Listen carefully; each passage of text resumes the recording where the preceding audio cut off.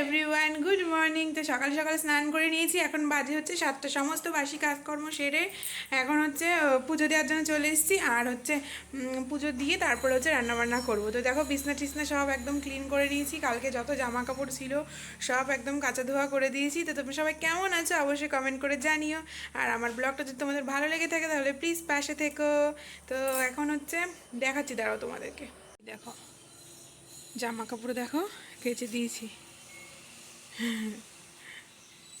আর হচ্ছে ঘরটা তো সব দেখো এখানটায় সব মুছে দিয়েছি ঘরের সামনে। এই যে ঠাকুরের বাসনপত্র এই যে মেজেছিলাম, এগুলো সব তুলতে হবে। যখন পুজোটা দিয়ে নিই। এক পাশে বসিয়েছি ভাত আর এক পাশে বসিয়েছি ডাল। শুধু সকালের জন্যই রান্না করলাম, দুপুরবেলা দাদু বাড়িতে যাব। দাদু হচ্ছে নিমন্ত্রণ করেছে, দাদা আসবে। তো এই দেখো মসুরির ডাল, আলু ভাজা, ইলিশ মাছ ভাজা, পাঁপড় ভাজা, তারপরে হচ্ছে ডিম সিদ্ধ আছে, সেটা আয়নের বাবা খাবে না। তো এখন বাজে হচ্ছে 8টা। আয়নের বাবা খেয়ে যাবে হচ্ছে দোকানে, কারণ মিস্ত্রি কাজ করছে, ওই জন্য সকাল সকাল খেয়ে নিচ্ছে। তো এই দেখো আজকের আমাদের সকালের মেনু। আয়ন সোনাকে খাইয়ে আমিও একবারে খেয়ে নিচ্ছি, শুধু ডিম সিদ্ধটা আমাদের আর কি এক্সট্রা। তো আর যা ছিল তাই। তাই দেখো বৌদি পাঠিয়েছে, কালকে রাত্রেবেলা আমি জিলাপি দিয়েছিলাম, তো এখন আবার আনারস, তারপরে আবার জিলাপি দিয়েছে। আর আয়ন ওই যে ডিউটি, আয়ন হচ্ছে ঘুমিয়ে পড়েছে বৌদিদের বাড়িতে। ও তো রোজ রোজ এই করে, বাড়ির থেকে খেয়ে যাবে আর হচ্ছে বৌদিদের বাড়িতে গিয়ে ঘুমিয়ে পড়বে। তো দাদু হাঁপিয়ে গেছি। তো দাদু তো সকালবেলা আর কি বলেছিল যে দাদু বাড়ি যেতে, দাদা আসবে আজকে ওই বাড়িতে। তো হচ্ছে গুছিয়ে নিয়েছিলাম, কিন্তু দাদা ফোন করে বললে আমি আসছি, তাহলে আমার সাথে যাস। আমাদের বাড়ি থেকে 5 মিনিট লাগে বাইকে যেতে। তো চলো দেখি, এখন বাসনগুলো মেজে নিই। খেয়েছিলাম সকালবেলা, ভিডিও এডিট করলাম, এতক্ষণ বসে বসে এডিট করে তোমাদের জন্য পোস্ট করলাম। এখন বাসন কটা মেজে গুছাতে থাকি আস্তে আস্তে। আয়ন উঠলে ওকে স্নান করিয়ে দেবো।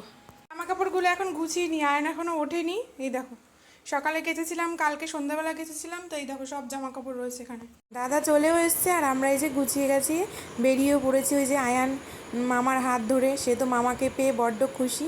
তো একবারে আয়নের পাপার আর কি দোকানেও যাব, কারণ দাদা তো আর দেখেনি নতুন দোকান, ওই জন্য দাদাকে একবারে দেখিয়ে নিয়ে যাব। তো এখানটায় এসে দেখি যে আয়নের পাপা কি করেছে জানো, হাওয়াই মিঠাই কিনেছে। আয়ান অনেক দিন ধরে হাওয়াই মিঠাই খেতে চাইছিল, তো রাস্তা দিয়ে যাচ্ছিল, তো হাওয়াই মিঠাই কিনে নিয়েছে 2 প্যাকেট। আর এখানে দেখো মিস্ত্রি কাজ করছে, আর আমরা এই যে মিষ্টি নিয়ে নিয়েছি দিদাবাড়ির জন্য। চলে এসেছি দিদার বাড়ি। ওই দেখো দিদা আর এই যে দাদু আর আয়ান এখানে হাওয়াই মিঠাই খাচ্ছে।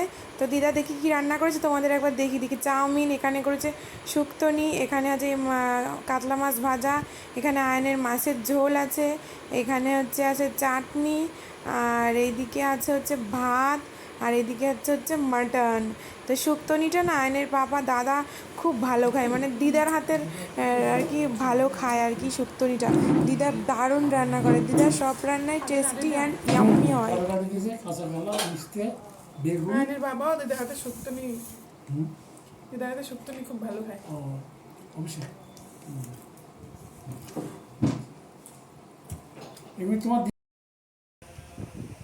দিয়েছি এখানে হচ্ছে এই যে আলু ভাজা, আর এখানে যে পনির, ঘরে তৈরি করা পনির। দেখো কত পনির। ওই যে বললাম ওই বাড়ির থেকে দুধ পাঠায়, তো অত দুধ থেকে এসে না কারেন্ট ছিল, ওই জন্য ভিডিওটা তোমাদের সাথে শেয়ার করতে পারিনি।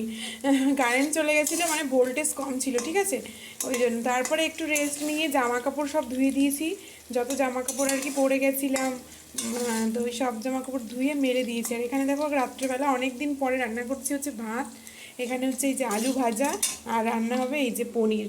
তো এই দেখো ঘরে তৈরি করা পনির আমি নিজে হাতে বানিয়েছি। ওই বাড়ির থেকে শাশুড়ি মা দুধ পাঠায়, তো আয়নের জন্য, আয়ন তো সবটা খেতে পারে না, ওই জন্য এই যে পনির বানিয়ে নিই। তো এখন এই আলু আর পনির ভালো করে একটু মানে কুমাশার সাথে কষি নেব। শুধু আদা আর জিরে বাটা দিয়েছি, লঙ্কা দিইনি, কারণ আয়ন সোনাও খাওয়াবো আজকে, তো ওরটা আগে তুলে রেখে তারপরে হচ্ছে লঙ্কা আর কি দিয়ে দেবো, তাহলেই হয়ে যাবে, আলাদা করে আর রান্না করতে হবে না। তো এই দেখো পুরো ফাইনাল লুকটা এরকম হয়েছে। তখন ভাত খেয়ে নিই, চলো টাটা বাই বাই।